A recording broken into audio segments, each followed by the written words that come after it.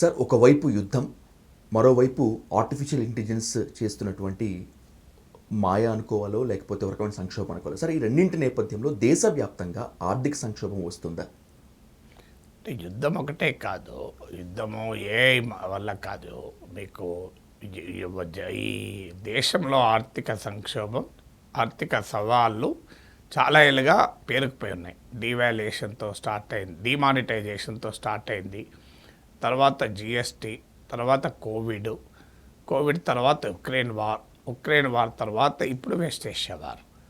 So ఈ వరుస ఆర్థిక ఎకనామిక్ ఛాలెంజెస్ అంటూ వచ్చాయి. ఇప్పుడు వార్ వల్ల ఈ సిచ్యువేషన్ కాస్త డిటీరియేట్ అయింది. దీనికి తోడు ట్రేడ్ డెఫిసిట్, వాణిజ్య లోటు పెరిగింది, కరెంట్ అకౌంట్ డెఫిసిట్ పెరిగింది. సో రూపాయి పైన దీన్ని తీవ్రమైన ప్రెషర్ పడింది. రిజర్వ్ బ్యాంక్ ఆఫ్ ఇండియా ఈ రూపాయిని కాపాడటానికి చేసే పనులు ఇంటర్వెన్షన్ అంటారు, జోక్యాన్ని తగ్గించింది. ఎందుకంటే బియాండ్ పాయింట్ మేము కాపాడలేము అని. సో దాంతో టారిఫ్లతో ఎక్స్పోర్ట్స్ దెబ్బతిన్నాయి. మిడిల్ ఈస్ట్లో వార్ వల్ల ఫారిన్ రెమిటెన్సెస్ దెబ్బతిన్నాయి.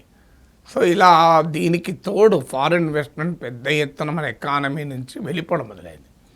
దాంతో ఇప్పుడు మనకు వచ్చే ఎఫ్డిఐ పోయే ఎఫ్డిఐ సమానమైంది.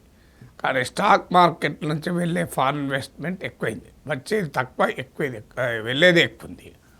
సో ఇవన్నీ కూడా క్యూములేటివ్ అయ్యి ఈ రకమైనటువంటి పరిస్థితి వచ్చింది. మధ్యలో ట్రంప్ టారిఫ్లు వచ్చాయి.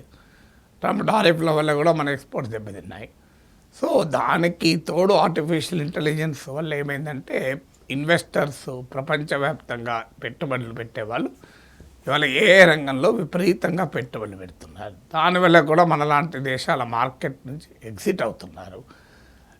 అలాగే ప్రభుత్వం ముందు చూపుతో ఇంపోర్ట్ డిపెండెన్సీ అంటే దిగుమతులపై ముడి చమురుకు ఆధారపడడం తగ్గించుకోవాల్సి ఉండే, కానీ పెరిగింది.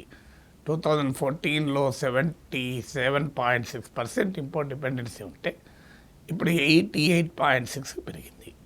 సో ఇంపోర్ట్ డిపెండెన్సీ పెరగడమే కాదు, గోల్డ్ ఇంపోర్ట్స్ దిగుమతులు లాస్ట్ 4 years డబుల్ అయ్యాయి. సో ఇలా అన్ని ఫ్యాక్టర్స్ మూకుమ్మడిగా కలిసి ఈ స్థాయికి వచ్చాయి.